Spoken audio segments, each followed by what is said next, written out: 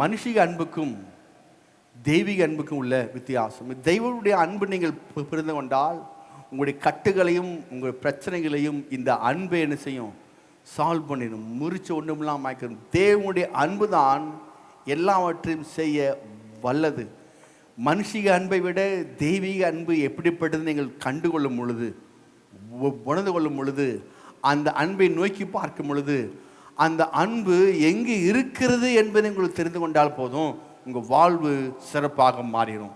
அநேகருக்கு அன்பு எங்கே இருக்குதுன்னு தெரிய மாட்டேங்குது, அன்பை எப்படி பார்க்குன்னு தெரிய மாட்டேங்குது. நான் போன சொன்ன பிரகாரமாக எல்லாத்தையும் என்ன செய்கிறாங்க? அவங்க அன்புன்னு நினச்சிக்கிறாங்க, எல்லாமே அன்புன்னு நினைக்கிறாங்க.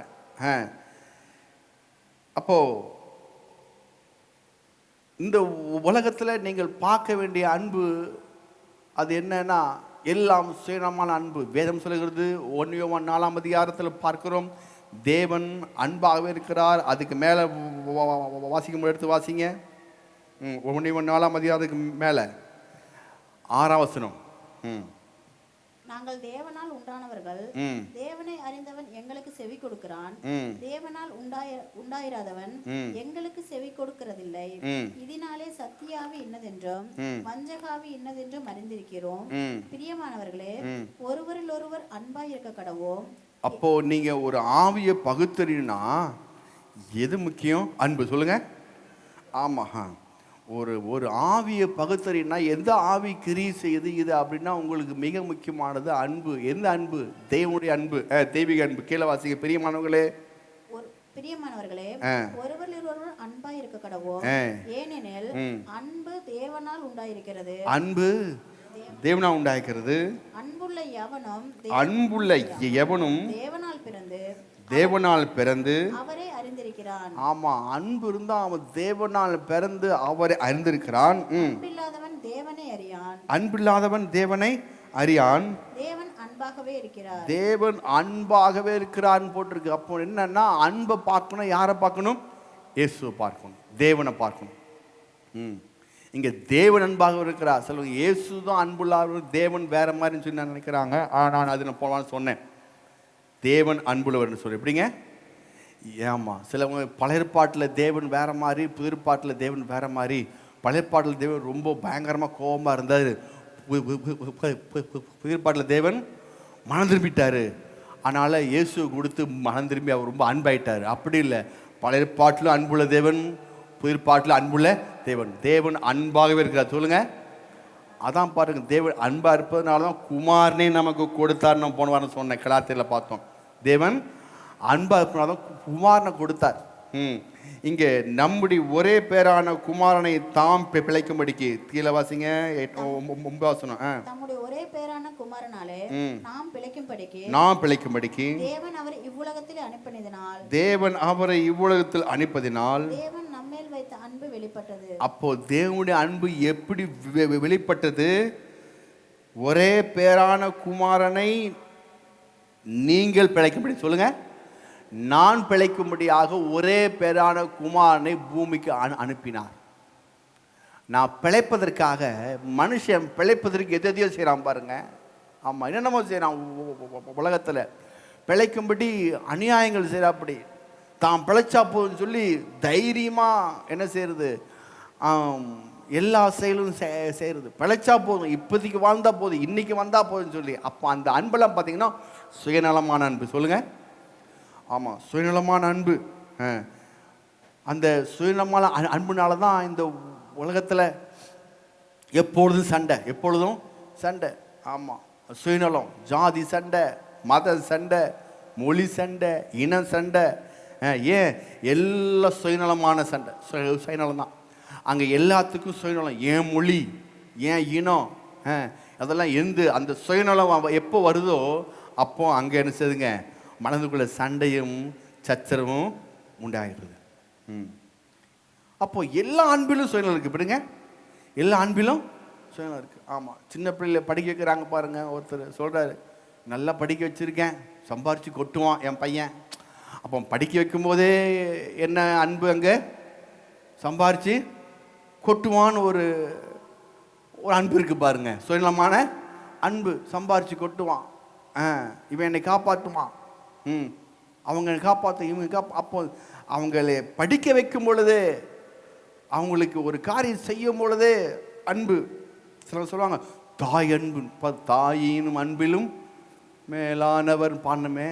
அப்போது தாய் அன்பு தான் மிக முக்கியமான அன்பும்பாங்க. அம்மா, இந்த மதர்ஸ் டேலாம் பார்த்தீங்கன்னா ஏகப்பட்ட அந்த வாசகெல்லாம் வரும். அம்மா அன்பு பற்றி, அம்மா அன்பு பற்றி, அம்மா அப்படி இப்படி இப்படி எல்லாம். அம்மா அன்புங்கிறது உலகத்திலே அவங்க தாய் அன்பை விட மேலான இந்த உலகத்தில் இல்லைன்னு சொல்லுவாங்க. அந்த அன்பு, அந்த அம்மாவுடைய அன்பு அது எது வரைக்கும்னா மருமகள் வர வரைக்கும். எப்படிங்க? மருமகள், ஆமாம், மருமகள் வந்தோடனே என் பையன் மாயிட்டான் பாஸ்டர், அப்படியே போயிட்டான். என் பையன் பொம்பளை சட்டி ஆயிட்டான் பாருங்க, புடச்சட்டி ஆயிட்டான். நல்லா இருந்தான். அம்மா அம்மான்னு அந்த அம்மாவுக்கு ஒரு ஆசை, எப்போத்தான் நாய்க்குட்டி மாதிரி கால்குள்ளே சுற்றி அம்மா அம்மா அம்மான்ட்டே வந்துருக்கணும். கல்யாணம் பண்ணி கொடுத்தோன்னே அந்த அம்மா சொல்லுது, எவ்வளோ ஆக்கி ஆக்கி கொட்டினேன், தனியாக எடுத்து வச்சிடும் அவனுக்கு சிக்கன் மட்டன்லாம் அப்படியே போட்டேன். இப்போ பாரு கல்யாணம் என்னதான் பண்ணாலும் தெரியல பாஸ்டர், 3 நாளில் அப்படியே மாற்றிட்டா பாஸ்டர் என் பையனை. அல்லேலூயா. தாய் அன்பு பெரிய அன்பு நம்ம சொல்கிறோம், ஆனால் தாய் அன்புல என்ன இருக்குது? சுயநலம் இருக்குடிங்க, சுயநலம் இருக்குது. ஆமாம், தாய் அன்பு மாபெரிய அன்பு, எங்கள் அம்மா அன்பு ஆவுன்னு சொல்லுவோம் பாருங்க, அதுலேயும் சுயநல அன்பு தான். அந்த அம்மா அம்மா அம்மான்னு சொல்லி கால் சுற்றுற வரைக்கும் அந்த அம்மா அன்பு இருக்கும். அப்புறம் மருமகள்கிட்ட மனைவி பேச்சு கேட்டோம்னா அப்போ தான் அம்மா அன்பு என்னன்னு புரியும். வந்துட்டான், இவெல்லாம் பெத்தருக்கு 2 அம்மிக்கல் பெற்றிருக்கலாம் அப்படின்னு ஏன் பையன் வந்து அம்மா பேச்சு கேட்கலையாம். அதனால அந்த பையனை போட்டு அம்மா சும்மா கரிச்சு கொட்டிடுவாங்க. அல்லேலூயா.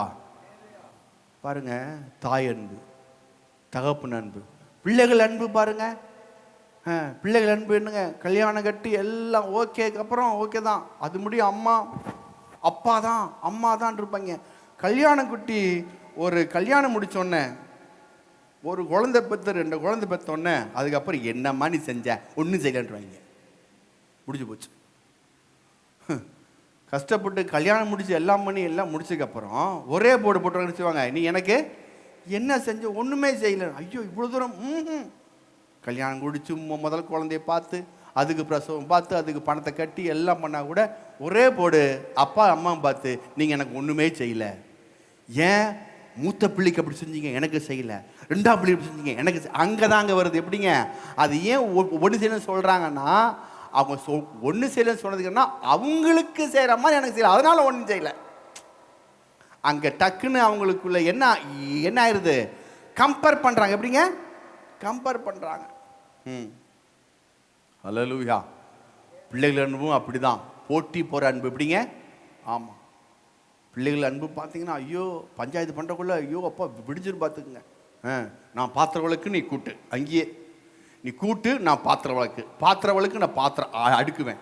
ஆமாம், நீ இந்த ஃபேன் தான், நான் அந்த ஃபேனை உடைக்கிறேன். எல்லாமே பங்கு தான் போடுறாங்க. எப்படிங்க? எல்லாமே பங்கு போகிற அன்பு, போட்டி போகிற அன்பு, பிள்ளைகளுடைய அன்பு. ஆமாம், அதுவும் சுயநலமான அன்பு. எப்படிங்க? அதுவும் ஆமாம், எல்லா அன்பிலையும் சுயநலம் இருக்குது. சரிம்மா, புருஷமான அன்பு எடுத்துக்குவோமே. அப்படி எடுத்தீங்கன்னா ஐயோ என்ன ஏன் வீட்டுக்காரை விட தங்கமான வீட்டுக்காரு யாருமே இல்லை அப்படிம்பாங்க.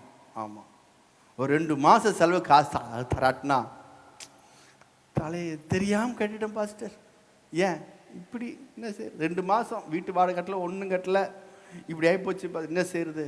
2 மாதம் பணம் தராட்டினா புருஷனுடைய அன்பு மனைவிக்கு தெரிஞ்சு போயிடும், மனைவிக்கு தெரிஞ்சு போயிடும். சரி, இது ஒரு காரியம். அல்லது பணமெல்லாம் கொடுத்து நல்லா இருக்கு குடும்பங்களாம் எல்லாமே இருக்குது. அந்த அன்பு செய்யும். புருஷன் யாரோ ஒரு அம்மா கிட்ட பேசிட்டாங்கன்னா போதும், பக்கத்தில் அம்மா சிரித்து பேசினா போதும், என்ன அவங்ககிட்ட இழிச்சு இழிச்சு பேசி வைக்கிறீங்க, நாங்கள் இங்கே உட்காந்துருக்கோன்னு தெரியல. அன்பு முடிஞ்சு போச்சு. அங்கே அன்பு ஒரு பக்கத்து வீட்டில் போய் பேசினாலே அங்கே முடிஞ்சு போச்சு. ஆமாம், சரி, மனிதன் இப்படி புருஷன் ரொம்ப அன்பாக இருப்பான், நாம இருப்போம். அப்படி கிடையாது. அவர் பார்க்க தான் அமைதியாக இருப்பார், பார்க்க ரொம்ப அமைதியாக இருப்பேன். ரொம்ப அன்பு இருக்கிற மாதிரியே தெரியும். இந்த அம்மா யாருக்காச்சும் ரொம்ப எங்கேயாச்சும் ஃபோன் பேசி அதிகமாக பேசி ரொம்ப அன்பு செலுத்தும் போது அது யாரோ ஒருத்தர் உடனே டக்குன்னு என்ன ரொம்ப பலவலம் கிளு லக்க லக்கன்னு சிரிச்சிட்டு இருக்கிற யார் அது அப்படின்னு. என்னுடைய ஃப்ரெண்டு. யார் இந்த ஃப்ரெண்டு? ஸ்கூலில் படித்தவன், காலேஜில் படித்தவன், முடிஞ்சு போச்சு அவருக்கு. ஆமாம், அவருக்கு எப்படிங்க சுயநலமான அன்பு. அந்த அன்பு சுயநலமான அன்புக்கு பேர் சந்தேகம் வச்சுட்டாங்க. எப்படிங்க? சந்தேகம்னு வச்சு வீட்டுக்காரரு சந்தேகப்படுவாருங்க அந்த சுயநலமான அன்புக்கு. மனைவி வந்து பக்கத்து வீட்டுக்காரெலாம் பேசும்போது அங்கேயும் பேசும்போது மனைவி கோபப்படுவீங்களே, அந்த அன்புக்கு அது சுயநலமான அன்பு. அந்த அன்புக்கு பேர் சொல்லுவாங்க என்ன அன்புனா பொசசிவ்னஸ். எப்படிங்க? ஆமாம். ஆனால் எல்லாம் சுயநலமான அன்பு தான். அந்த அன்புக்கு இவங்க பேர் வச்சுக்கிறது சந்தேகம், பொசசிவ்னஸ், என்னென்னமோ சொல்லி அவங்க பேர் வச்சுக்கிறது. ஆனால் இந்த உலகத்தில் இருக்கிற எல்லா அன்பும் சுயநலமான அன்பு. சுயநலமான அன்பு. நாய் கூட பாருங்க, சரிங்களா, பிஸ்கட் போட்டால் தான் வாலாட்டம். பிஸ்கட் போடுறியா வாலாட்டுறேன் அப்படிங்க. நாயோட அன்பும் எப்படிங்க? சுயநலமான அன்பு. எல்லாம் சரி. எந்த ஐயோ சிலவங்களாம் அன்பு வந்து அப்படி மனுஷிக அன்பு. தெய்வத்துக்கு அன்புக்கும் வித்தியாசம் உண்டு. எப்படிங்க? மனுஷிக அன்புக்கும் தெய்வத்துடைய அன்புக்கும் வித்தியாசம் உண்டு. அந்த வித்தியாசம் தெரியாதனால தான் எது தெய்வத்துடைய அன்பு மனுஷிக அன்புன்னு புரிய மாட்டேங்குது. இந்த மனுஷிக அன்பும் தெய்வத்துடைய அன்பும் ஒரு உள்ள இருக்கும் பொழுது அது நம்மை வேற ஆளாக மாற்றிடுது. பாருங்க, சில இடத்துல ஒரு பக்கம் போனேன். ஒரு சின்ன பிள்ளைக்கு கிட்னி ட்ரான்ஸ்ஃபர் பண்ணணும், வேறு கிட்னி மாற்றணும். ட்ரெயினில் போயிட்டு இருக்கும்போது என் கூட வந்துட்டு தாங்க பாருங்களேன் அவருங்க.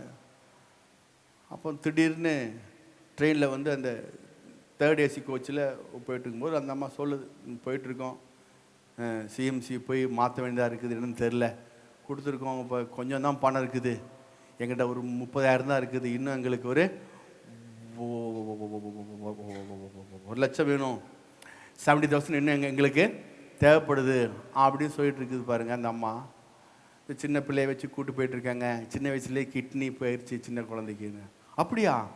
அப்படி என்னாச்சான்னு தெரியல. டக்குன்னு அந்த ட்ரெயினில் உட்காந்தவங்க டக்குன்னு செக் எழுதி கொடுத்துருந்தாங்க அப்படின்னு சொல்லி பக்கத்தில் டக்குன்னு செக் எழுதி கொடுத்துட்டார், இந்தாங்க அப்படின்னு. செக் எழுதி கொடுத்தனா கொஞ்ச நேரத்தில் பார்த்தா அங்கே ட்ரெயினுக்கு அத்தனை பேர் டக்குன்னு செக் எழுதி கொடுத்து அந்த அம்மாவுக்கு ட்ரெயினை விட்டு கீழே காட்பாடி கீழே இருக்கும்போது அந்த அம்மா கையில் இருக்குங்க 1 lakh. இப்படிங்க அந்த அம்மா கையில் 30,000 தான் கொண்டு போகிறேன், 1,00,000 வேணும், என்னன்னு தெரில, சின்ன குழந்தைக்கு கிட்னி ட்ரான்ஸ்ஃபர் பண்ண இருக்குது, இப்போதைக்கு கேட்குறாங்க அப்படி சொன்னதான் தாமதம். அந்த ஏசி கோச் இருந்தவங்க எல்லாமே செகண்ட் ஏசி கோச் இருந்தவங்க எல்லாமே டக்குன்னு செக் எழுதி கொடுத்து அந்த அம்மா கையில் 1 lakh. காட்பாடி போய் கீழே இருக்கும்போது அந்த அம்மா கையில் 1 lakh இருக்குது. அந்த அன்புக்கு பேர் தான் அன்கண்டிஷனல். எப்படிங்க? அன்கண்டிஷன் லவ். எப்படிங்க? நிபந்தனையற்ற அன்பு. சொல்லுங்கள். ஆமாம். பேப்பரில் போடலை, வீடியோ எடுக்கலை, ஃபேஸ்புக்கில் போடலை, சரிங்களா, கொடுக்கும்போது காட்டுங்க, அதெல்லாம் இல்லை, அதெல்லாம் இல்லை. அன்கண்டிஷனல். சொல்லுங்க. நிபந்தனையற்ற அன்பு. சொல்லுங்கள். ஆமாம். அந்த அன்புக்கு பேர் நல்லவங்களா கெட்டவங்களா, உண்மையாலுமே கிட்னி போயிடுச்சா இல்லையா, இல்லை சும்மா வந்து உட்காந்து பேசிட்டு போதா, அதெல்லாம் எதுவுமே நினச்சிருங்க அவங்க ஆராய்ச்சி பண்ணவே இல்லை பாருங்க. நீ எந்த ஊர், எங்கள் ஊரா, உங்கள் ஊரா, நீ என்ன ஜாதி, என்ன இனம், என்ன மொழி, எது, அதெல்லாம் எதுவுமே பார்க்கல. திடீர்னு ட்ரெயினுக்குள்ள டக்குன்னு எழுதி கொடுத்து போங்க அப்படின்ட்டாங்க. யார் எவர் முன்ன பொண்ணு தெரியல. அப்போது இந்த தெய்வீக அன்புக்குள்ள, அந்த தெய்வீக அன்புடைய சாயல் மனிதனுக்குள்ள கொஞ்சம் தெரியுது பாருங்க. என்னங்க? தெய்வீக அன்புடைய சாயல். ஆமாம், அந்த சாயல் கொஞ்சம் அப்படி தெரியுது. ஏன்? எதுவுமே எதிர்பார்க்காத, எதுவுமே, அதாவது நிபந்தனையற்ற அன்பு, எதுவுமே எதிர்பார்க்கக்கூடாது. ஹல்லேலூயா. ஆமென். ஒரு சபையில் பாருங்கள், ஒரு அம்மா வீடு, ஒரு பாஸ்டர் போயிருக்காரு. அந்த அம்மா வீட்டுக்கு போனால், நம்ம வீட்டு ஒரு சிமெண்ட் ஷீட்டு, மே மாதம் போயிருக்காரு அந்த வீட்டுக்குள்ளே. பார்த்தா அந்த பாஸ்டர் வீட்டுக்கு போனால் உள்ளுக்குள்ளே அவ்வளோ சிமெண்ட் ஷீட்டில் அந்த அந்த அந்த அம்மாவை 2 பிள்ளைய உட்காந்துருக்காங்க, அவ்வளோ ஹீட்டு. அம்மா ஏன் இப்படி டக்குன்னு வீடை மாற்றுங்கன்னு அந்த அம்மா டக்குன்னு சொல்லி பாஸ்டர் பேசிக்கிட்டு வீடை மாற்றிருச்சு. மாற்றணும் பாஸ்டர் 5,000 எடுத்து கையில் கொடுத்துருந்தாங்க அப்படின்ட்டார். இந்த அம்மா வாங்கிட்டு வீட்டை மாற்றி அட்வான்ஸ் கொடுத்து அந்த வீட்டுக்கு பயிற்சி பாருங்க. அந்த அம்மா யார் வருமா வராதா சொந்தக்காரங்களாம் ஒன்றும் தெரியாது, கொடுத்துரு போ. இதுதான் அன்கன்ஷன் நிபந்தனையற்ற அன்பு. சொல்லுங்கள், நிபந்தனையற்ற அன்பு. சரியா? அதை பற்றியே தேவையில்லை, நோ ப்ராப்ளம். நீ சபைக்கு வந்தான்னா வராட்டி என்ன போனான்னா அதை பற்றி நீ வச்சுக்கோ, அவ்வளோதான். இது தேவனுடைய அன்பினுடைய சாயல். ஹல்லேலூயா. நிபந்தனையற்ற அன்பு. இந்த அன்பு சில சமயம் நாம் கூட செஞ்சுருக்கிறோம், நம்ம சபையில் செஞ்சுருக்கோம், யாரும் தெரியாமல் செஞ்சுருக்கோம். அப்போது இந்த அன்பு, இந்த தெய்வீக அன்பு பற்றி நம்ம பார்க்கணுன்னா அது எங்கே போட்டிருக்கு, எந்த விதத்தில் போட்டிருக்குன்னா, ரோமர் புஸ்தகம் போனால் சொன்ன 5ஆம் அதிகாரம் 5ஆம் வசனத்தில் போட்டிருக்கு. தெய்வீக அன்பு என்பது அது ஒரு நபர். சொல்லுங்கள், அது ஒரு நபர். வாசிங்க ரோமர் 5:5. மேலும் நமக்கு அருளப்பட்ட பரிசுத்த ஆவியினாலே தேவனுடைய அன்பு நம்முடைய இருதயங்களில். அப்போ யார் மூலமா ஊட்டப்பட்டிருக்கு? சொல்லுங்க, யார் மூலம் ஊட்டப்பட்டிருக்கு? அப்போ பரிசுத்த ஆவியினால் யார்? திருத்துவத்தின் 3ஆம் நபர். திருத்துவத்தின் 3ஆம் நபர். அப்போ தெய்வீக அன்பு குறித்து பார்க்கணும்னா அந்த அன்பு ஒரு பர்சன், அவர் ஒரு நபர். பாருங்க, அவர் நமக்குள்ள வந்திருக்கிறார். ஆமா, அந்த நமக்குள்ள அந்த தெய்வீக அன்பு நமக்குள்ள பரிசுத்தாவின் மூலமாய் ஊற்றப்பட்டிருக்கிறது. சிலவங்க சொல்லுவாங்க, அதெல்லாம் சரிதான், ஊற்றப்பட்டிருக்குன்னு சொல்றீங்க, ஆனா பரிசுத்தாவி பெற்ற மக்களை பார்த்தா அப்படிப்பட்ட அன்பு மாதிரி தெரியல. ஒரே சண்டையும் போட்டியும் ஒரே கல்ட்டாவா இருக்குது வீட்டுக்குள்ள பார்த்தாலும். அல்லேலூயா. கல்ட்டாவா இருக்குது, எப்போ பார்த்தாலும் ஒரே அந்த சிலெல்லாம் பார்த்தா நல்ல அபிஷேகம் நடப்பாங்க. சோதரனா அச்சம் வெளிக்கணும் அவ்வளோ சொல்லுவாங்க. சில பேர் நான் இருந்ததுல அப்படி தான், சோத்திரம் கூட போக மாட்டாங்க. பாஸ்டர் அவ்வளோதான் மேட்ட முடியும். பாஸ்டர் பார்த்தாலே ரொம்ப டெரிபிளாக இருப்பார். ஆமே, இப்படி கராராக இருப்பார். பாஸ்டர் பார்த்தாலே சிரிக்க கூட மாட்டார். சோத்திரம் நல்லா இருக்கீங்களா, என்ன பிரதர் அப்படி தான் பார்ப்பார். போய் பார்க்கும்போது நமக்கே பயமாக இருக்கும். இன்னும் பாஸ்டர் உருன்னு இருப்பார் ஆட்டுருக்கு ரொம்ப, ஆனால் ரொம்ப அன்புள்ள பாஸ்டர். இப்படிங்க ரொம்ப சிரிச்சா ரொம்ப அழகாக இருப்பார், ஆனால் சிரிக்க மாட்டார். சிரிச்சா அவ்வளோதான், அது பாவம் குற்றம். நான் நேற்று ஒரு ஆட்டு கட்டினேன், காப்பி டீ இப்போ கூப்பிடுத்தா கூட பாவம். அந்த காலத்தில் இருந்தாங்க, அந்த காலத்தில் பாஸ்டர்ஸ்லாம் அப்படி தான். அப்படி உருன்னு இருப்பாங்க. எப்படி இருப்பாங்க? ஆமாம், சிரிக்கவே மாட்டாங்க. ஏன்? அவங்களுள்ள அன்பு ஊற்றப்பட்டிருக்குது. ஏன் ஒரு முகத்தில் சிரிப்பு இல்லை, அன்பு இல்லை, ஒரு உற்சாகம் இல்லை, யாரை பார்த்தாலும் சோகமாக பார்க்குறேன் சோத்துறோம்? ஏன்னா அவங்க எப்பொழுதும் என்னென்ன நினச்சிருக்காங்கன்னா, அவங்க தேவையை குறித்தே என்னதான் அன்பு ஊற்றப்பட்டாலும் அந்த பரிசுத்தாவியானவர் இவங்க மாற்றிடுறாங்க. இல்லைங்க, ஆவியானவரே மாத்திரத்தாக்குள்ள ஒரு பெரிய ஆள் நாம இருக்கோம். ஆமாம், அவரே கணத்தில் கை வச்சு உட்கார வச்ச மாதிரி ஆக்கி விட்றாங்க இவங்க. ஆமாம், அவங்களுக்கு என்ன தேவைங்குதோ அதே இப்படி ரொம்ப கவலை. இப்போ வந்தாங்கன்னா சந்தோஷப்பட மாட்டாங்க. ஏன்னா அவங்களுக்கு இந்த மாதம், இந்த வாரம், இந்த வருஷம், அடுத்த வருஷம், அப்புறம் பிள்ளைக்கு கல்யாணம், அப்புறம் அங்கே எடுத்து எப்போ பார்த்தாலும் அது ஒரு திங்கிங் பின்னாடி ஒரு படம் மாதிரி போயிட்டே இருக்கும் பாருங்க. ஹல்லேலூயா. வேலை செய்யும் போது ரொம்ப சோகமாக செய்வாங்க, சிரிக்க விட மாட்டாங்க. நான் சொல்கிறேன், நீங்கள் சிரிக்காமல் ரொம்ப கவலைப்பட்டு அந்த கவலை பின்னாடி வச்சுக்கிட்டு ரொம்ப சீரியஸாக இருக்கனால எதுவும் மாறப்போகிற கிடையாது. ஹல்லேலூயா. மகிழ்ந்து கலிகூடு, மகளே பயம் வேண்டாம், கர்த்தர் நம் நடுவில் பெரிய காரியங்களை செய்வார். நீ எந்த அளவு மகிழ்ச்சியாக இருக்கிறியோ அந்த அளவு உன்னோட குடும்பத்துக்குள்ள செல்வமும் ஆசீர்வாதமும் குவியும் இயேசு நாமத்தினால். ஹல்லேலூயா. அப்போ தேவனுடைய அன்பை பெற்றவங்க, அபிஷேகம் பெற்றவங்க சிரிக்க கூட மாட்டுறாங்க, சோத்திரம் பண்ணா கூட மறைக்கிறாங்க. எந்த அன்பு இல்லைன்னா அதுக்கு என்ன காரணம்? அவர் அபிஷேகம் பெற்ற உண்மைதான், உள்ளுக்குள்ள ஆவியாக இருப்பது உண்மைதான், ஆனால் என்ன இல்லை, வார்த்தையில் என்ன இல்லைங்க, வார்த்தையில் தேவனுடைய வார்த்தையில் வளரலை. சும்மா ஒரு 2 மணி நேரம் போய் 1 ஹவர் போயிடுச்சுனாங்க அவங்க பாட்டுக்கு சும்மா லபா லொபன்னு கத்திக்கிட்டு ஜெபிச்சுட்டு வந்துடுறாங்க. அதுக்கப்புறம் வந்தோடனே அப்புறம் செல்லை பார்த்து கிக்கின்னு சிரிக்கிறாங்க. அவ்வளோதான், மேட்ரு முடிஞ்சுச்சு. ஹல்லேலூயா.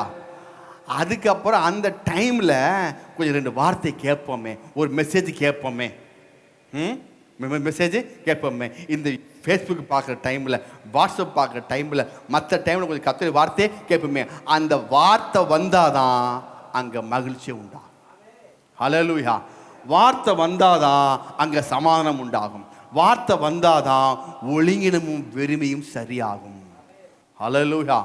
ஆதியாகமம் 1:2 ஆதியிலே தேவன் வானத்தையும் சிருஷ்டித்தார், பூமியானது ஒழுங்கின்மையும் வெறியுமாக இருந்தது, ஆழத்து மேல் இருந்தது, தேவ ஆவியானவர். அப்போ எல்லாமே இருக்குது. யார் அங்கே இருக்கிறா? தேவ. ஒழுங்கின்மையும் வெறுமையா இருக்கும் போது ஆவியானவர் அங்கே இருக்கிறாரா இல்லையா? சொல்லுங்க சொல்லுங்க. இருக்கிறாரா? இருக்கிறார். ஆமாம்.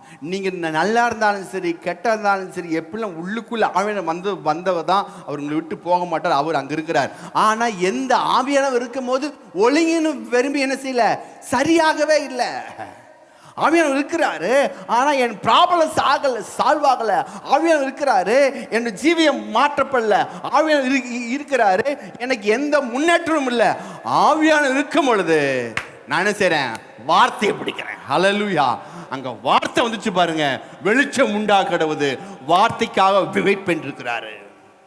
ஹல்லேலூயா. கை கொடு சொல்லுங்க, எனக்குள்ள இருக்கிற ஆவியானவர். சிரிச்சே சொல்லுங்க, எனக்குள்ள இருக்கிற ஆவியானவர். சிரிச்சு பல்ல கவிங்க வாங்க. எனக்கு இருக்கிற ஆவியானவர், எனக்கு இருக்கிற ஆவியானவர். சிரிங்கிற எனக்கு இருக்கிற ஆவியானவர். எனக்கு சத்தம் கேட்கல, சரி சிரிக்கிறது. எனக்கு இருக்கிற ஆவியானவர். முகத்தை பார்த்து சிரிங்க. சரி இருக்கிறது இப்படிதான் கேட்க. இங்க பார்த்து சிரிச்சார் நாம. எனக்கு இருக்கிற ஆவியானவர் வார்த்தைக்காக வெயிட் பண்ணுகிறார். ஆமே. உள்ள வெயிட் பண்றாரு. வார்த்தை வரணும், வசனம் வரணும். இந்த பிள்ளை எப்படி என்னைக்காச்சும் ஒரு பிரசங்கம் கேட்காதா? ஒரு வார்த்தை கேட்காதா? ஆமா, கர்த்தருடைய வார்த்தை காதுல கேட்காதா? அந்த காதுல கேட்கும் பொழுது என்ன ஆகும்னா, சுவாபம் மாற்றப்பட்டுருது. ஹல்லேலூயா. ஏன் சுவாபம் மாறல? ஏன் அவங்களுக்கு கூட எதுவுமே மாறலன்னா, வார்த்தை வர வரைக்கும் ஒழுங்கின வெறுமை இருக்குது. அங்கேயே அன்னி பாஷை பேசுறாங்க, ஜெபிக்கிறாங்க, எல்லாம் அங்கேயே இருக்குது. ஆனா ஒழுங்கின வெறுமை இருந்தா இருக்குது. ஆவியானவர் அங்கதான் இருக்கிறாரு. எப்ப வார்த்தை உள்ளுக்குள்ள உண்டாகுதோ, வசனம் எப்ப கேட்கப்படுறீங்களோ, வசனம் எப்போ உங்களை வார்த்தை காதல உண்டாகுதோ, வார்த்தை உங்களை மாற்றிடும். ஹல்லேலூயா. அப்போ நீங்க வார்த்தை அறிக்கை செய்றீங்க. ஓகே, நீங்க அறிக்கை செய்யற வார்த்தை உள்ளுக்குள்ள ஞாபகம் இருக்கணும். ஆமென். அந்த ஞாபகம் இருந்தால்தான் கிரியை நடக்கும். எப்போ ஞாபகம் வரணும்? நீங்க வார்த்தை உங்களுக்குள்ள பிரச்சனை வரும் பொழுது, போராட்டம் வரும் பொழுது, கஷ்டம் வரும் பொழுது, கண்ணீரும் கவலையும் சூழ்ந்து கொள்ளும் பொழுது வார்த்தை ஞாபகம் வரணும். அவங்க சொன்னாங்க, இவங்க சொன்னாங்க, அப்பமே சொன்னாங்க, என் வாழ்க்கை ஒண்ணுமில்லாம போயிடணும், கேட்காம அது ஞாபகம் வரக்கூடாது. ஹல்லேலூயா. பிரச்சனை வரும்போது இது ஞாபகம் வரணும், கர்த்தருடைய வசனம் ஞாபகம். சீட்டு எழுதி கொடுத்துருக்கேன் பாருங்க. அது எதுக்கு? என் புருஷனுக்கு கச்சேரிக்கு போனாங்க, என்கிட்டயும் சீட்டு இருக்குது, 1 2 வச்சுக்கோங்க. அப்படி அதுக்காக சீட்டு சொல்லுங்க. திடீர்னு எடுத்து மைக் கொடுத்து அந்த சீட்டு முழுக்க வாங்கி எத்தனை வருஷம் ஆச்சு, வாங்க கொஞ்சம் சொல்லுங்கன்னா, அப்போ ஐயோ பஸ்ஸு விடுவாங்க. சீட்டு வாங்கி பத்திரம் வச்சுக்கிறது இல்லை, அந்த சீட்டு வாங்கி சொல்லி சொல்லி சொல்லி மனதில் பதிவு. எப்படிங்க? மனதில் பதிவு வச்சாதான் ஆவியில் போய் 2வது பதிவு. சாலும் பாருங்க, எங்கே ஆசீர்வாதம் இருக்கு, எங்கே இது வருதுன்னு. முதல்ல மனது தான். எப்படிங்க? உங்களுடைய மனம் புதிதாகும் போது தான் நீங்கள் மருவமாகறீங்க. ரோமர் 12 போட்டிருக்கு, உங்கள் மனம் புதிதாகனாலே அவன் போத்த டைம் இல்லை.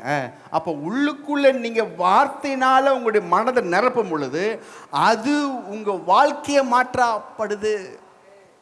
சுகம் வேண்டுமா, ஆரோக்கியம் வேண்டுமா, வசனத்தை எடுத்து உள்ளுக்குள்ள வச்சு, சுகம் இல்லாத போது பிரச்சனை மத்தியில், வியாதி மத்தியில் அதை சொல்லி சொல்லி சொல்லி அதுக்கு நன்றி செலுத்து சுகமானதை மாதிரியே நீங்கள் என்ன செய்யணுமா இருக்கணும். எப்படி இருக்கணும்? சுகம் ஆனது போலவே இருக்கணும். அல்லேலூயா. அப்போது நம்முடைய ஜீவித்தில் ஏன் ரோமர் 5:5 பசுத்தாவியான தேவ அன்பு ஊற்றப்பட்டதுனால நாம் என்ன செய்யலை? ஏன்னா உள்ளுக்குள்ளே ஆவியாக இருந்தாலும் வார்த்தைக்குள்ளே கிரியை செய்யும்போது தேவ அன்பு நமக்கு வெளிப்படுகிறது. அல்லேலூயா. சிலவங்க பசுத்தாவியான ஊற்றும் பொழுது சிலவங்கள்லாம் தப்பான காரியம் சொல்லிட்டாங்க பாருங்க. என்ன சொல்லிட்டாங்கன்னா, ஆவியானவர் நீ உனக்குள்ளே வேணும்னா, நீ அபிஷேகம் பண்ணணும்னா, அந்நிய பாஷை பேசணும்னா, நீ பசுத்தமாக இருந்தால் தான் அது கிடைக்கும், பசுத்தமாக இருந்தால் தான் நீ அந்நிய பாஷையை பேசணும் அப்படி சொல்லிட்டாங்க. அல்லேலூயா. அப்படி அல்ல, அப்படி அல்ல. நான் சில சமயம் அப்படி தான் பாருங்கள். நான் இருந்த இடத்துல முன்னாடிலாம் இந்த சத்தியம் தெரியாதனால ஏதோ தவறு பண்ணிட்டேன்னா அபிஷேகத்திலே நிறைய மாட்டேன். ஐயோ அப்படி அபிஷேகத்தில் நான் நிறைஞ்சா அது வேற மாதிரி தப்பு சொல்லி அது பற்றியே போக மாட்டேன். ஏன்னா எங்களுக்கு சொல்லிக் கொடுத்து புறா எங்கே உட்காரும், காக்கா எங்கே உட்காருன்னு சொல்லி கொடுத்தாங்க. புறா எங்கே உட்காரும்? சுத்தமாக இடத்தான் புறா உட்காரும். காக்கா எங்கே உட்காரும்? எலி பெருக்கான் செத்து போன கூட அங்கே மேலே உக்காந்துக்கும். அந்த மாதிரி நம்முடைய ஆவியானவர் புறா போட்டுருக்கிற அவர் நீ சுத்தமாக இருந்தால் தான் மேலே உட்காருவாருன்ட்டாங்க. அதுக்கப்புறம் தான் புரிஞ்சு எனக்கு இதெல்லாம் அவங்க உள்ள கற்பனை கதைகள். பைபிள் அப்படி போடல. 1 தெசலோனிக்கர் 5:23 எடுத்து வாசிங்க.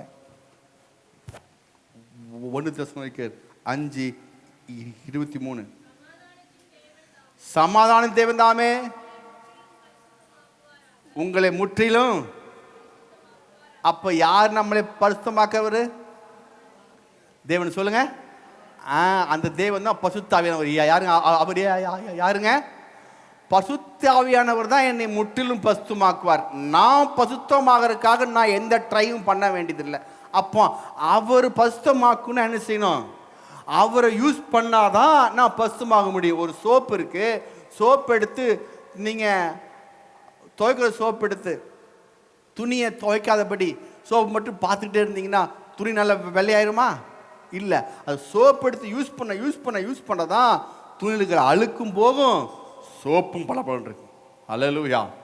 அதான் ஆவியானவர். அதான் அவரை யூஸ் பண்ணும் போது என்ன ஆகும்னா நம்முடைய கரைகளும் போகும், எனக்குள்ள பசு தன்னை போல உண்டாகும். பசுத்தமாக்குறவர் அவர், நான் அல்ல. அப்ப என்கிட்ட குறைகள் வரதான் செய்யும், தவறு எழுதான் செய்வோம். ஆனா என் ஜீவத்தை பசுத்தமாக்குறவர் யார்? அவர் பசுத்த. அப்ப அதிக நேரம் நான் ஆவில நிறைவது ரொம்ப ரொம்ப நல்லது. 1 மணி நேரம் நீங்க ஆவில் நிறைஞ்சிங்கன்னா 1 மணி நேரம் வார்த்தையை கேளுங்க. அல்லேலூயா. அதனால அப்படியா 1 ஹவர் ஆவில் இருந்தா 1 ஹவர் கேட்கணுமா?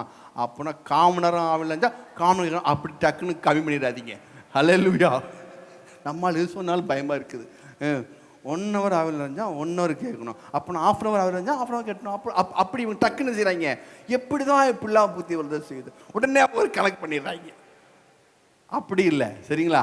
அப்போ வார்த்தைங்க கேட்க ஆரம்பிச்சிங்கன்னா என்ன வெள்ளை போல சென்று நான் அவருக்குள் மலர்ந்து மணக்கும் ரோஜா. அதை அவர் நீங்கள் அப்படியே வார்த்தை கேட்க ஆரம்பிச்சிட்டிங்கன்னா அவரை நீங்கள் அப்படியே அன்பு செலுத்த ஆரம்பிச்சுருவீங்க. அல்லேலூயா. ஆமென். தேவனாம் மகிமைப்படுவதாக. அப்போ தவறானபடி ஃபோக்கஸ் பண்ணனால தான் நாம் ஆவியானவரை சரியானபடி செய்யல யூஸ் பண்ணா போயிட்டோம். ஒரு கிறிஸ்தவன் என்றால் என்ன? கிறிஸ்தவன் என்றால் கிறிஸ்து பிளஸ் அவன். சொல்லுங்க, கிறிஸ்து பிளஸ் அவன். கிறிஸ்து எனக்குள் இருப்பதனால தான் எனக்கு கிறிஸ்தவன் என்று பெயர் உண்டாகுது. அப்போ உண்மையான அன்பு நம்முடைய உள்ளத்திலிருந்து வர வேண்டும். எங்கிருந்து வரணும்? உள்ளத்திலிருந்து வர வேண்டும், மனதிலிருந்து வரக்கூடாது. சொல்லுங்க, மனதிலிருந்து வர அன்புக்கு பேர் தான் மனுஷிக அன்பு. சொல்லுங்க, மனுஷிக அன்பு. உள்ளத்திலிருந்து வர அன்பு பேர் தான் தெய்வீக அன்பு. சொல்லுங்க, தெய்வீக அன்பு. அப்போ இந்த தெய்வீக அன்பை நீங்க பார்க்கணுமா? தெய்வ அன்பு நீங்கள் என்ன செய்யணும்? அதை நீங்கள் கண்டுகொள்ளணுமா? பைபிள் தான். சொல்லுங்கள், எங்கே வரணும்? பைபிள் தான். பைபிளில் தான் நீங்கள் பார்க்க முடியும், தவிர வேறு உலகத்தில் எங்கேயுமே பார்க்க முடியாது. அந்த அன்பை 1 கொரிந்தியர் 13ஆம் அதிகாரம் 4-8 முறையை அங்கே இருக்குது. ஆமாம், அந்த அன்புன்னா இதான். இது இப்போதைக்கு நான் வாசித்து கொஞ்சம் சொல்கிறேன். டைம் ஆயிடுச்சின்னு இது பார்க்க முடியும், பார்ப்போம். அதுக்கப்புறம் என்ன செய்வோம்? அடுத்த வாரம் தொடருவோம். 1 கொரிந்தியர் 13ஆவது அதிகாரம் எடுத்து வாசிங்க. அன்பு நீடிய சாந்தமும். நீங்கள் வாசிக்கும் போதே அங்கே மேலே சொல்லி போட்டுக்க, சொல்லி போடலையா? நம்மளுக்கு அன்பு நீடிய சாந்தம் இல்லை. அது கூட குறைச்சிரு, அதையும் கம்மி பண்ணிடு, கட் பண்ணிடு. அன்பு நீடிய சாந்தமும் தயவும் உள்ளது. அன்புக்கு பொறாமை இல்லை. அன்பு தன்னை புகழாது. இருமாப்பா இராது. அயோக்கியமானது செய்யாது. தற்பொழிவை நாடாது. சினம் அடையாது. தீங்கு நினையாது. அநியாயத்தில் சந்தோஷப்படாமல் சந்தோஷப்படும். சகலத்தையும் தாங்கும். சகலத்தையும் விசுவாசிக்கும். சகலத்தையும் நம்பும். சகலத்தையும் சகிக்கும். அன்பு ஒரு காலம் ஒழியாது. தீர்க்க தரிசனானாலும் ஒளிந்து போம். அந்நிய பாஷையினாலும் ஓய்ந்து போம். பேசி பேசி வாயில வலிச்சிரும். அறிவானாலும் ஒளிந்து போம். அறிவானா என்னதான் அறிவு அப்படியே யூஸ் பண்ணி அப்படியே சோர்ந்து போய் தூக்கம் வந்துடும். நம்முடைய அறிவு குறைவுள்ளது. நாம் தீர்க்க தரிசனம் சொல்லுதலும் குறைவுள்ளது. நிறைவானது வரும்பொழுது குறைவானது ஒளிந்து போதும். ஹல்லேலூயா. அப்போ எல்லாம் ஒளிஞ்சு போயிடும். அன்பு மட்டும் என்ன செய்யாது?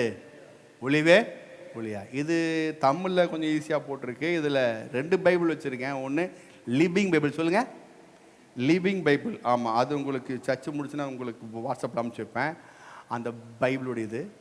இப்போ அந்த பைபிளில் உள்ளது காலையில் செய்வோம், இங்கிலீஷில் வாசித்து தமிழில் மொழிபெயர்ப்பு பண்ணுவோம். சில பைபிளில் வாசித்திங்கன்னா ரொம்ப, இதை விட ஆம்பிளிஃபைட் பைபிளில் அடுத்த வாரம் வாசிக்கிற இதே பகுதி பிரமாதமாக இருக்கும், அற்புதமாக இருக்கும். இதை நீங்கள் ஆம்பிளிஃபைட் பைபிள்னு ஒன்று இருக்குது, அதாவது விரிவாக்க வேதாகமம். சொல்லுங்கள், அதில் நீங்கள் படிச்சிட்டிங்கன்னா, அதை படித்தாலே போதும். டெய்லி ஒரு மனுஷன் காலையில் சாதனை படித்தா போதும், ஆட்டோமேட்டிக்காக அவன் ஜீவித்தில் தெய்வீக அன்புடைய காரியத்தை வெளியே காட்டிடுவானா. ஹல்லேலூயா. இப்போ வாசிங்க பார்ப்போம். அந்த லிவிங் பைபிளில் love is very patient and kind. அப்படின்னா என்ன? அன்பு எப்படிங்க? ரொம்ப பொறுமை உள்ளது, இரக்கம் உள்ளது. எப்படிங்க? இரக்கம் உள்ளது. never jealous or envious. அப்போ அது ஒருபோதும் பொறாமை கொள்ளாது. never boastful or proud. ஒருபோதும் மேட்டுமையா பேசாது, பெருமையை காட்டாது. never haughty or selfish or rude. ஒருபோதும் சுயநலமாகவோ மரியாதை இல்லாதவோ மேட்டுமையோடு செயல்படாது. அப்படின்னா என்ன? அன்புனா எப்படிங்க? சுயநலமாகவோ எப்படிங்க? மரியாதை இல்லை. சொல்லுங்க, மரியாதை இல்லாமல். ஆமாம், அன்பு இருக்கு அப்படின்னு என்ன செய்ய முடியாது? மரியாதை இல்லாமல் என்ன செய்ய முடியாது? அது பேசாது, செயல்படாது. அப்போ செயல்படாது. Love does not demand its own way. அன்பு என் வழி எனக்கு தெரியும், என் வழி தான் சரி என்று என்ன செய்யாது, அது டிமாண்ட் பண்ணாது. சொல்லுங்க. ஆமாம், எனக்கு எல்லாம் தெரியும். நான் சொன்ன எனக்கு எல்லாமே தெரியும், எனக்கு யாரும் சொல்ல தேவையில்லை. நான் படிச்சுட்டேன், சம்பாரிச்சிட்டேன், வேலைக்கு போகிறேன், இன்னும் சின்ன பப்பா கிடையாது சொல்லுவாங்களா இல்லையா? நான் ஒன்றும் கை சூப்பிட்டு இருக்கல, எனக்கு எல்லாமே எனக்கு தெரியும். நான் எனக்கு இன்னும் வயசாயிருச்சு. ஆமாம், இப்போ கல்யாணம் கூட 4 பேரில் பெற்றுருவேன் அப்படி சொல்லலாம் இருக்காங்க. எனக்கு எதுவுமே மீசம் முளைச்சிருச்சு, யாரும் என்கிட்ட ஒன்றுமே சொல்லாதீங்க, எனக்கு எல்லாமே தெரியும் அப்படின்னு செய்யாத அன்பு சொல்லாதான். அப்படி சொன்னால் அவங்களுக்குள்ள என்ன இல்லையா? தெய்வீக அன்பு இல்லை. அடுத்தது, It is not irritable or touchy. It is not irritable or செட்டி. அப்படின்னா எப்போதும் சீண்டிக்கிட்டே இருக்கு. என்ன இருக்காது? அன்பு சீண்டிக்கிட்டே இருக்காது. அதுக்கப்புறம் அது எப்போ பார்த்தாலும் தொந்தரவு பண்ணிட்டு டார்ச்சர் பண்ணாது. எப்படிங்க? அன்பு டார்ச்சர் பண்ணாது. பிடிக்கலையா அந்த பக்கமே ஒதுங்கிடும். அப்பா கையெடுத்து கும்பிட்றோம், அம்மா இந்த மாதிரி எந்த இது உங்ககிட்ட எது செய்ய நான் எதுவுமே இருக்காது. உன் பக்கத்தில் உன் திசைக்க ஒரு கும்பிடு, நல்லா இருக்கீங்களா? நல்லா இருக்கேன், சோத்துறோம் சோத்துறோம், ஆமேன், அப்படிதான் ஒழிய திரும்பி என்ன செய்யாது, அதை பற்றியே சும்மா பேசி பேசி டார்ச்சர் பண்ணாது, சீண்டாது. சொல்லுவாங்கள்ல, என்னை சீண்டுனா நான் செய்ய மாட்டேன், சும்மா தான் இருப்பேன், சீண்டுனா சீண்டி பார்க்காதீங்க, ரொம்ப சீரியஸ் ஆகிருவேன். ரக்கட் பெண் தானே நினைக்காதீங்க, ரக்கட் கேர்ள் அப்படின்னு சொல்லுவாங்கள்ல, அதான் இது. சரிங்களா? அதான் என்ன செய்யாது, சீண்டு. ஆமாம் சொல்லுவாங்க, பாஸ்டர் நான் சும்மா தான் இருந்த பாஸ்டர், ஏன் சுவாமி தெரியுங்களா? ஆமாம் சர்ச்சுக்கு போகிறேன், பைபிள் எல்லாம் அன்னி பாஷை பேசல, ஆனால் நான் யாருக்கும் சண்டைக்கு போக மாட்டேன், பதில் சண்டையை விட மாட்டேன். அதான் இங்கே போட்டிருக்கு. நான் சண்டைக்கெல்லாம் போக மாட்டேங்க பிரதர் பாஸ்டர், ஆனால் வந்துச்சுங்களேன் நான் தொலைச்சி கட்டிடுவோம், விட மாட்டேன். வாசிங்க அதே இது. It is not irritable or It is not irritable. ஆமா, ஒன்று சொன்னா சும்மா சொல்லிக்கிட்டே இருக்காது. நைன்னு தக்காளி வேண்டுதுங்க, தக்காளி வாங்கிட்டு வந்துடுறேன் விடு, எப்பத்தாலும் தேங்காய் காலையில் இருந்து தேங்காய் வாங்கிட்டு 10 நிமிஷம் சொல்லுவாங்க பாருங்க, தேங்காய் வேண்டுதுங்க, மாவு பாயிட்டு மாவு. ஐயோ, அன்பு இப்படிலாம் செய்யாது. அன்பு இப்படிலாம் சொல்லி அவங்க என்ன வீட்டுக்காரர் மறந்துடுவாருன்னு சொல்லி சொல்கிறாங்க. வெளியே போனால் கொண்டு அப்போ கூட ஃபோன் பண்ணலாம், வீட்டிலே 8 முறை சொல்லிடுறது. ஹல்லேலூயா. அதுவும் நம்ம தப்பு தான் இருக்குது. நாமும் போயிடுவோம், இப்போ வாங்க வீட்டில் இருந்து ஐயோ மறந்துட்டேனே அப்படின்னு. அப்போ என்ன, இது எப்போதும் டார்ச்சர் பண்ணிருக்காது. இன்னும் சில வீட்டில் சில சண்டை வந்து பாரு. எப்படிங்க, ஒரு குடும்பம் வந்துச்சு என்கிட்ட, என்னப்பா சண்டைன்னு, ஒன்றும் இல்லை பாஸ்டர், சண்டை கேளுங்கண்ணா, அப்படி சொல்லுங்க தம்பி அப்படின்னு. என் மனைவி பார்த்து நீ ரொம்ப அழகாக இருக்கிற அப்படின்னு சொன்னேன் பாஸ்டர், இதான் சண்டை அப்படின்னு. எப்படிங்க இதான், இதுக்கு போய் சண்டையா? ஆமாம் பாஸ்டர். என்ன எப்படி ஆரம்பிச்சு அவன் சொல்கிறான், என் மனைவி பார்த்து நீ ரொம்ப அழகாக இருக்கிற என்ன அப்படின்னா, ஒன்று நம்ம சொல்லிச்சான், ஏது புதுசாக இருக்குது இன்னைக்கு அப்படின்னு. இல்லை உண்மையாலும் தான் சொல்கிறேன், நீ ரொம்ப அழகாக இருக்கிற இன்றைக்கி, என்னமோ தெரியல ரொம்ப தலைவச்சு நல்லா நீட்டாக இருக்கிற.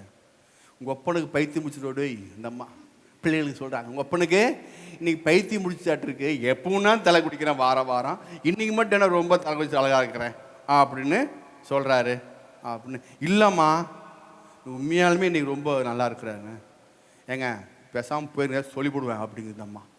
சரிங்களா?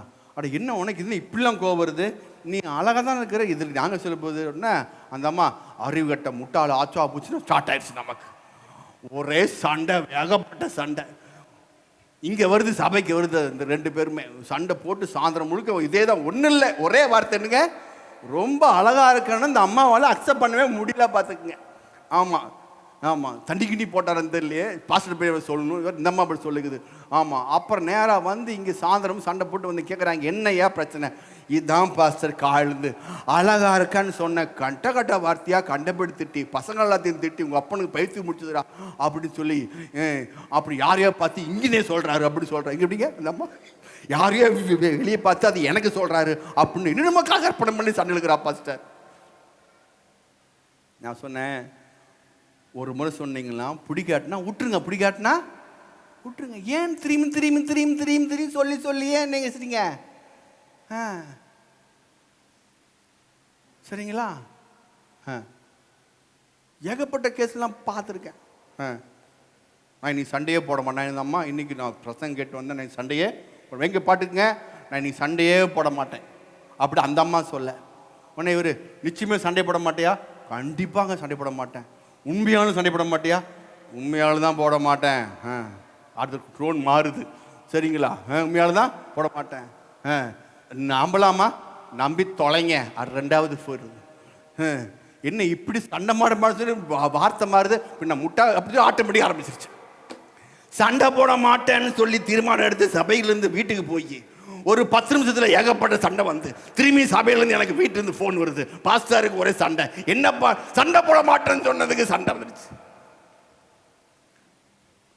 திரும்பி வாசிங்க. Love does not.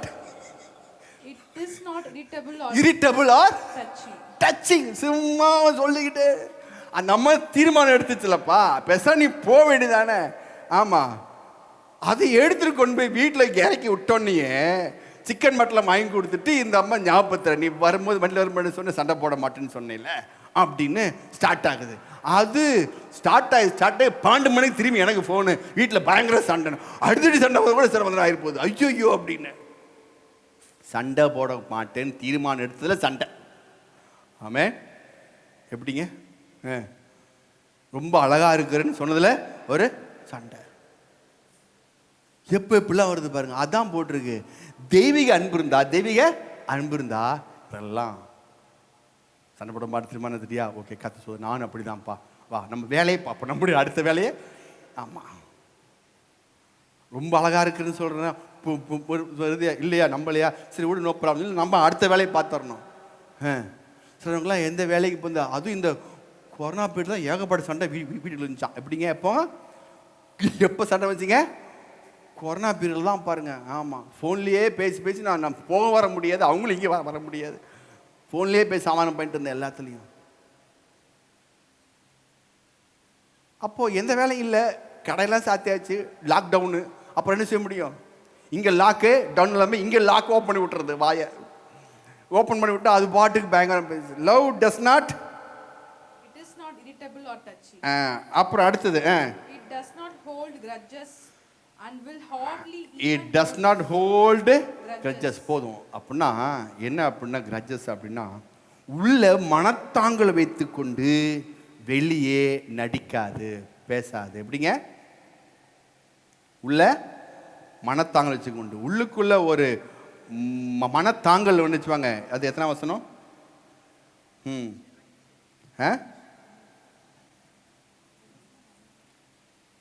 It does not hold grudges and will hardly when notice. அது தனி.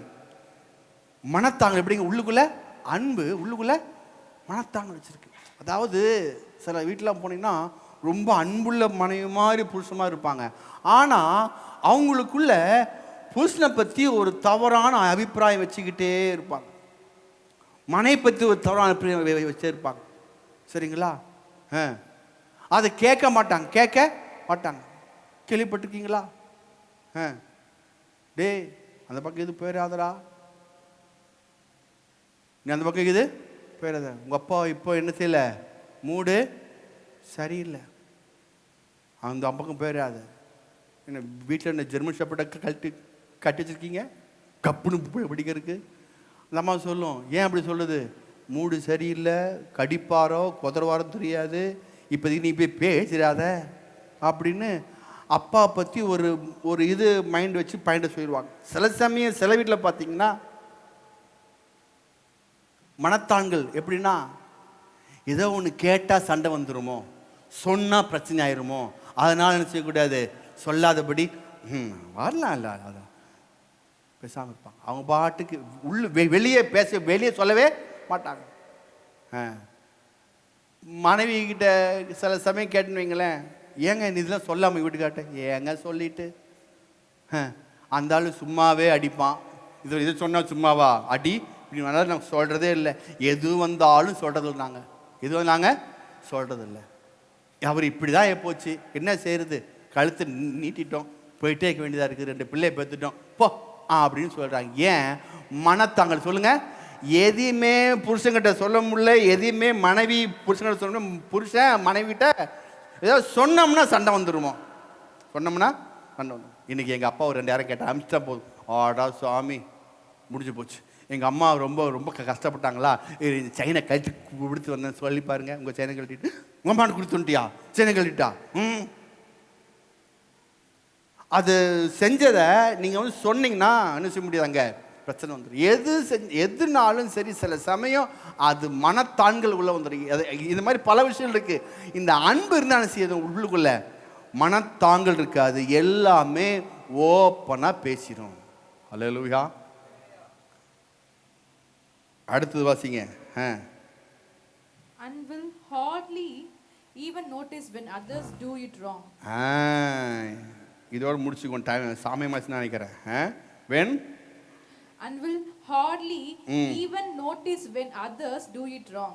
மற்றவர்கள் தவறு செய்யும்போது அதை உன்னிப்பாக கவனிக்கிற பழக்கம் கொண்டவர்கள். எப்படிங்க கவனிப்பாக? ஆமாம், அன்பு இருந்துச்சுன்னா இதை செய்ய மாட்டீங்க. அன்பு உள்ளுக்குள்ள இருந்துச்சுன்னா மற்றவர்கள் தவறு செய்யும்போது உன்னிப்பாக கவனிக்க மாட்டீங்க. உன்னிப்பாக கவனிக்க மாட்டீங்க. சொல்லலாம் பாருங்க, மற்றவங்க தவறு செஞ்சுட்டாங்கன்னா, தப்பு பண்ணிட்டாங்கன்னா, நீங்கள் 1000 நல்லது செஞ்சால் கூட அது பிரச்சனை இல்லை. ஒரு கட்டு செஞ்சால் போதும், அதையே வாழ்நாள் முழுக்க சொல்லிட்டு இருப்பாங்க. எப்படிங்க? ஆமாம், 1000 அவங்களுக்கு ஏகப்பட்ட செலவு பண்ணியிருப்பீங்க, அவங்களுக்கு ஏகப்பட்ட நன்மை செஞ்சுருப்பீங்க, உங்களுடைய சரீரத்தை ஒடுக்கி ஆழ்ந்து அவங்களுக்கு எல்லா விதமான தேவையும் சந்திச்சிருப்பீங்க. ஆனால் அது அவங்களுக்கு என்ன செய்யாது, பெருசாக தெரியாது. ஒரு தப்பு, எப்படிங்க, ஒரு சின்ன தவறு, ஒரு பலவீனம், ஒரு விழுகை, ஏதோ ஒரு சின்ன காரியம் ஆயிடுச்சு, அது வந்து பெருசாக பேசிட்டு இருப்பாங்க. மற்றவர்களை குறை கண்டுபிடிக்கிறதுல இவங்க வரம் பெற்றவர்கள். மற்றவருடைய குறை கண்டுபிடிப்பதில் இவங்க யாருங்க? வரம் பெற்றிருக்காங்க. அதான் நான் பேர் வச்சிருக்கேன், gift of finding fault. Gift of finding fault அப்படின்னு ஒரு வரம். அது இல்லை, நானே வச்சிருக்கிறது பேரை போட்டு. மற்றவங்க என்ன பண்ணுறாங்க அது குறைப்பட்டு அது அந்த மற்றவங்களை எப்படியாச்சும் குறைப்படிக்கணும். ஆமாம், ஏதோ ஒரு பையன் ஒரு பொண்ணு பேசினா போதும், நினச்சேன், அதான் நான் பார்த்தேன், ஏதோ ஒன்று, ஆனால் முடிஞ்சு போச்சு. பையன் பொண்ணுகிட்ட பேசினா போதும், பொண்ணுகிட்ட பையன்கிட்ட பேசினா போதும், எது பண்ணாலும் சரி இவங்களுக்கு அதை எப்படி இருக்கும், தப்பாகவே தெரியும். குறை கண்டுபிடிக்கல பயங்கரமான ஆட்கள். ஹல்லேலூயா. அப்போ அன்பு இருந்துச்சுன்னா இந்த மாதிரி காரியம் செய்யாது. அதே போல் அன்பு அநியாயத்தில் சந்தோஷப்படாது. உண்மை ஜெயிக்கும் பொழுது அது என்ன செய்யும், அன்பு மகிழ்ச்சியாக இருக்கும். அன்பு போட்டிருக்கு, சிறியவாசிங்க 7. If you love someone, you will be loyal to him no matter what the cost. அதாவது நீங்கள் அன்பு வச்சுட்டீங்கன்னா, நேசித்தீங்கன்னா, எந்த ஒரு காரணமும் அந்த அன்பு விலகி போகாது.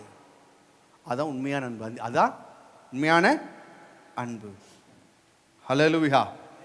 எந்த ஒரு காரணத்துக்கும் எந்த ஒரு இதுக்கு என்ன செய்யாது, உங்களை விட்டு அது விலகி போகாது.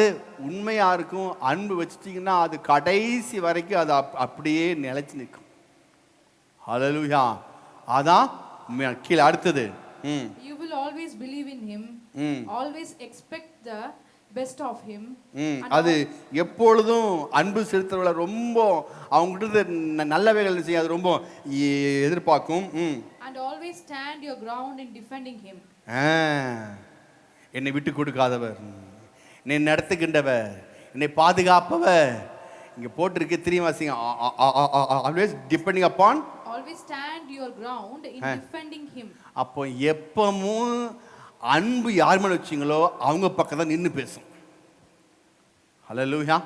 தவறே பண்ணியிருந்தாலும் இந்த அன்பு என்ன செய்யும், என்னதான் தப்பு பண்ணாலும் அது விட்டே கொடுக்காது. அவங்க பக்கம் நின்று தான் பேசும். ஆனால் உலகம் அப்படி இல்லை. உலகம் வந்து நெட்டுக்கண் திறப்பினும் குற்றமேன்னு சொல்லும். ஆமாம், இதுதான் பைபிளுக்கும் இந்த வேர்ல்டு உள்ள காரியத்துக்கும் வித்தியாசம். இங்கே இது அப்படி இல்லை. இது என்ன தவறு செஞ்சாலும், விழுந்து போனாலும், எந்த ஒரு காரியம் ஃபால்ட் இருந்தாலும் அன்பு வச்சிட்டோம்னா அந்த அன்பு வச்ச இடத்துல அவங்களுக்கு தான் பேசும், அவங்களுக்கு தான் இதை சப்போர்ட் பண்ணும். தப்பே இருந்தால் கூட அங்கே தான் சப்போர்ட் பண்ணும். விட்டே கொடுக்காது. எப்படிங்க விட்டே கொடுக்காது. ஒரே நேசம் நம்முடைய அன்புள்ள ஆண்டவர் தான். ஹல்லேலூயா. என்னதான் நீங்கள் பண்ணியிருந்தாலும் அவர் இரவும் பகலும் குற்றம் சுமத்தி கொண்டிருந்தாலும் நம்மை விட்டு தராதபடி பிதாவிடத்தில் அவர் பரிந்து பேசிக் கொண்டே இருக்கிறார். ஹல்லேலூயா. எப்பொழுது அவர் நம்ம பரிந்து பேசிக் கொண்டிருக்கிறார். கீழே அடுத்தது, all the special gifts and powers from God will someday come to an end.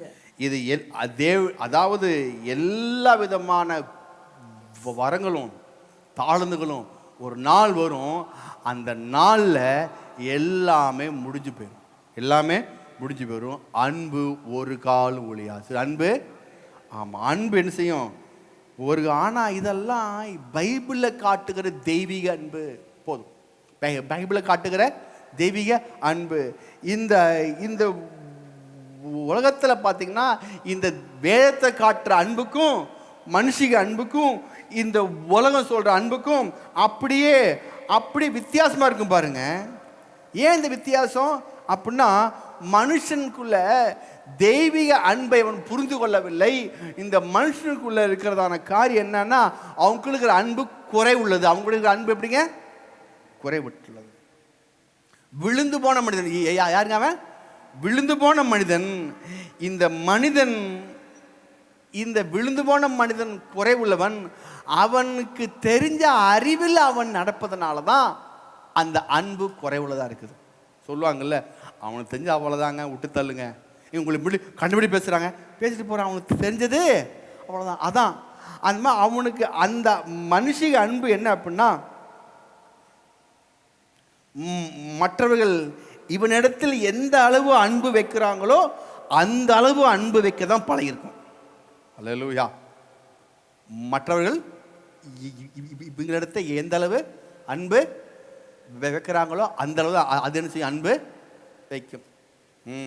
அவங்க டிஃபன் பாக்ஸில் 2 ஆப்பிள் போட்டு கொடுத்தாங்கன்னா இவங்களும் கடைக்கு போய் 2 ஆப்பிள் போட்டு தான் கொடுக்கும்.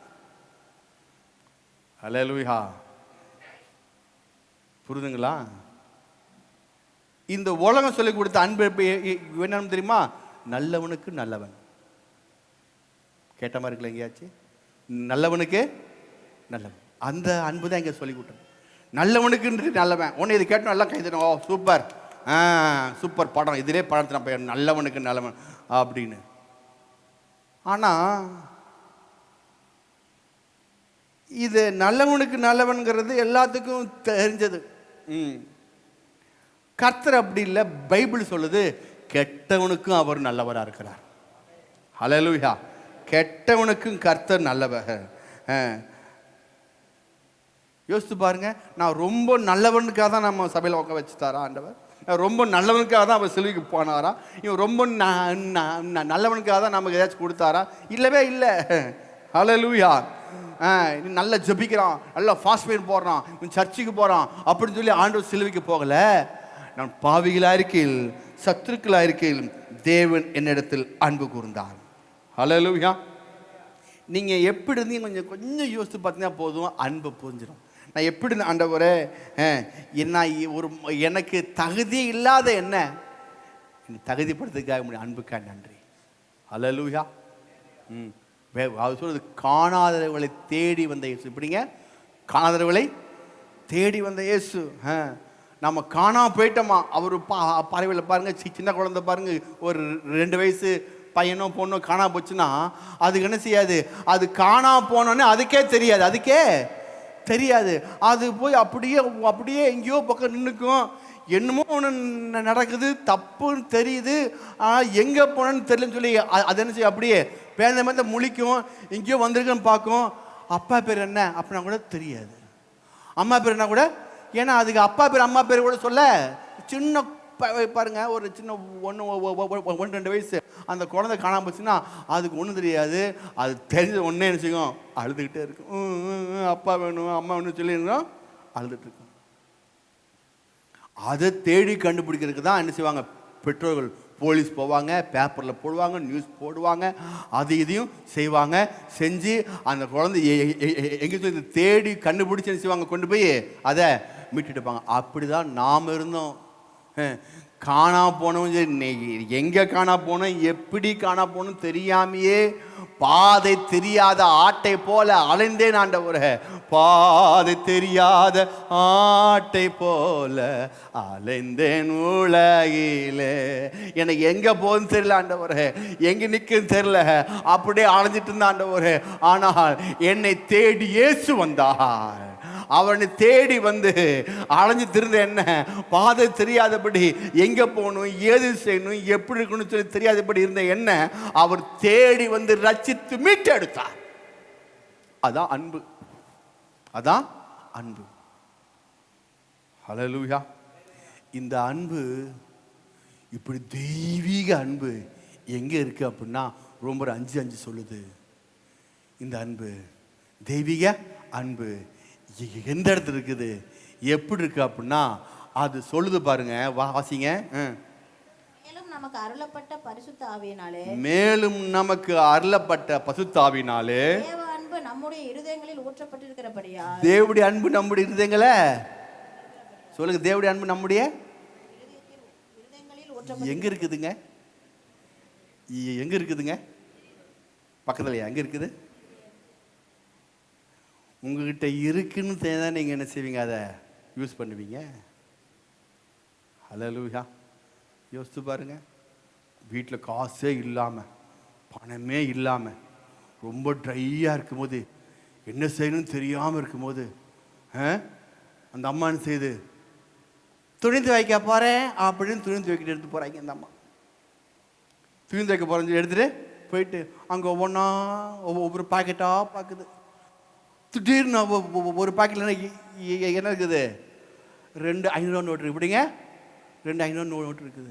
அந்த நோட்டை பார்த்தோன்னே இந்த அம்மாவுக்கு என்ன செய்யும், ஒரு வாரமாக கையில் காசே இல்லாமல் வெறும் கஞ்சும் கூழும் குடிச்சிட்டு போயிட்டு இருந்தோம். இப்போ துணி துவைக்க போகும்போது பேண்ட் பாக்கெட்டுக்குள்ளே சட்டை பாக்கெட்டுக்குள்ளே என்ன இருக்குது, என்ன மாட்டுச்சு, 500 நோட்டு மாட்டுச்சு. மாட்டணும் நாம் என்ன செய்வோம், பார்த்தோன்னே இருக்குதுன்னு தெரிஞ்சோம் நாம் என்ன செய்வோம், போகலாமா மாமன் பிரியாணிக்கு, பார்த்தோன்னே போகலாங்களா, ஹோட்டல் போகலாமா, நல்லா சாப்பாடு சாப்பிட்டு வாங்க போவோம் அப்படின்னு டக்குன்னு இருக்குன்னு தெரிஞ்சோடனே நமக்கு எடுக்க போவோம், நல்லா சாப்பிட்ணும் ஜம்மு. அப்போ இருக்குன்னு தெரிஞ்ச உடனேயே நம்முடைய எண்ணம் மனது முகம் எல்லாமே மாறிடுது, எல்லாமே மாறிடுது. ஹல்லேலூயா. நான் சொல்கிறது புரியுதுங்களா? இருக்குன்னு தெரிஞ்சோன்னே தான் நான் சொல்கிறேன், உங்களுடைய ஜீவித்தில் உங்களுக்குள்ளே இருக்குது. சொல்லுங்கள், உங்களுக்குள்ளே இருக்கு தேவ அன்பு. சொல்லுங்கள். இப்போ அந்த அன்பு 1 கொரிந்தியர் 13ஆம் அதிகாரத்தில் சொல்லப்பட்ட அன்பு எங்கே இருக்குது, எங்கே இருக்குதுங்க? சத்தமாக சொல்லுங்கள், இன்னும் சத்தமாக சொல்லுங்கள். அந்த தெய்வீக அன்பு உள்ளுக்குள்ள இருக்குது. தெய்வீக அன்பு உள்ளுக்குள்ள இப்போ இருக்குன்றது நமக்குள்ளே என்னாகும், அதை காண்பிக்க முடியும், காண்பிக்க முடியும். தெய்வீக அன்பு உள்ளுக்குள்ளே இருக்க அது உங்களுக்கு தெரிய இன்னும் புரிந்து கொள்ள இது அன்பு வேற எங்கேயோ இருக்க மாட்டிருக்கு, யார் எங்கேயோ அப்படி இல்லை. அவர் தேடி வந்து அந்த அன்பின் ஆவியானவர் உங்களுக்குள்ள வந்து வாசம் பண்ணிட்டார். அதனால இந்த அன்பு உங்களுக்குள்ள இருக்குது. இந்த அன்பு உங்களுக்குள்ள இருப்பதினால, உங்களுக்குள்ள அன்பு இருப்பதினால நீங்க இந்த அன்பால ஜெயிக்க முடியும், அன்பால ஜெயிக்க முடியும். அந்த அன்பினால எதையும் செய்ய முடியும், அன்பினால எல்லா விதமான காரியங்களும் ஜெயித்து சிறந்து வழங்க முடியும். அதான் அவருடைய அன்பின் மாநேசம். வெள்ளையத்தின் இப்பமா சமயம் ஆயிடுச்சு, அடுத்த வாரம் தொடருவோம். இவ்வளவாய் உலகத்தில் சொல்லுங்க, இவ்வளவாய் இந்த இவ்வளவாய் உலகத்தில் அன்பு கூர்ந்து மட்டுமல்ல, அந்த அன்பை அவர் எனக்குள்ளே ஊற்றிருக்கிறார். அந்த அன்பை அவர் எனக்குள்ள, அன்பு வேற எங்கேயோ இருக்குது அல்ல, எங்கேயோ இருக்குதுங்க அன்பு. உங்களுக்குள்ள அந்த அன்பு ஊற்றப்பட்டிருக்குது. அந்த ஊற்றப்பட்ட அன்பை சோத்திரம் பண்ணுவோமாக. சோத்திரம் சோத்திரம் சோத்திரம் சோத்திரம் சோத்திரம் சோத்திரம் சோத்திரம் சோத்திரம் சோத்திரம் சோத்திரம் சோத்திரம் சோத்திரம் சோத்திரம் சோத்திரம் சோத்திரம். அன்பின் பரலோக பிதாவே, உம்முடைய குமாரனாகிய இயேசு நாம வந்திருக்கிறோம் ஆண்டவரே. ஊற்றப்பட்ட அன்புக்காய் நன்றி ஆண்டவரே. கர்த்தாவே, இந்த அன்பு எங்கேயோ இருக்குது அல்ல, கிறிஸ்துவாகிய எங்களுக்கு, அபிஷேகம் பெற்ற எங்களுக்கு, இயேசுவை ஏற்றுக்கொண்ட எங்களுக்கு, எங்களுடைய இருதயங்களில் ஆவியான மூலமாக இந்த தெய்வீக அன்பு ஊற்றப்பட்டிருக்குது ஆண்டவரே. இந்த ஊற்றப்பட்ட இந்த அன்பை நாங்கள் பார்க்கிறோம் ஆண்டவரே.